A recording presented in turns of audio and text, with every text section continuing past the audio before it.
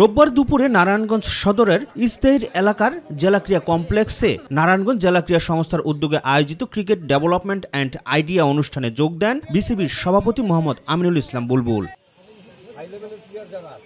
প্রধান অতিথির বক্তব্যে তিনি বলেন, খেলোয়াড়দের জন্য আরও সুযোগ সুবিধা প্রয়োজন। নারায়ণগঞ্জে অন্তত 20টি উইকেট বানানোর পরিকল্পনা রয়েছে বলেও জানান তিনি। আমি কভার করলাম এখানে ground facility, coach development, pathway development, এবং আমরা আরেকটা যেটা চেষ্টা করবো যে আমরা নারায়ণগঞ্জে একটা হাই পারফরমেন্স সেন্টারে, হয়তো যখন আমাদের এখন জাহাঙ্গীর বলছিল 3টা উইকেট আছে, যখন এখানে আপনার কাছে যে 8টা 9টা 10টা বা 12টা উইকেট হয়ে যাবে, আমরা চেষ্টা করবো প্রতিশ্রুতি দিতে পারছি না, একটা ইনডোর যদি কোনোভাবে ব্যবস্থা করতে পারি এবং এই আউটডোর ফ্যাসিলিটিটা যদি ডেভেলপ করতে পারি, খুব অনায়াসে আমরা একটা হাই পারফরমেন্স সেন্টার এখানে করতে পারবো। ক্রিকেট ও ফুটবল দুই জায়গায় নারায়ণগঞ্জের খেলোয়াড়রা এগিয়ে আছে উল্লেখ করে বিসিবির সহসভাপতি বলেন, এখানে প্র্যাকটিসের ফ্যাসিলিটি কম, এছাড়া মাঠের অবস্থাও ভালো নয়। এখানে ক্রিকেট ইনডোর থাকবে, একটা যেন অফ সিজনে ট্রেনিং প্র্যাকটিস করা যায়। শুধু ক্রিকেট মাঠ একটা থাকলে বোধহয় যথেষ্ট না, ছোটখাটো হলো আরেকটা ক্রিকেট মাঠ যদি থাকে, সেখানে সত্যিকার অর্থে খেলার প্রসারটা হওয়া সম্ভব।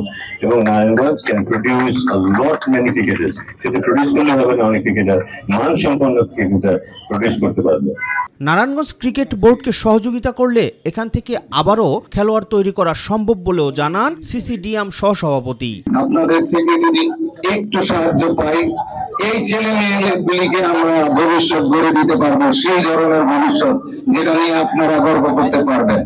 আপনাদের যদি একটু সহযোগিতা থাকে, তাহলে হয়তো আমরা সবাই মিলে ঐক্যবদ্ধভাবে একটা নতুন নারায়ণগঞ্জ, নতুন ক্রীড়া জগৎ আমরা উপহার দিতে পারবো। এর আগে ফতুল্লা রিয়া গোপ স্টেডিয়ামের নির্মাণ কাজের পরিদর্শন করেন বিসিবি সভাপতি। রাকিব হাসান, মাই টিভি, ঢাকা।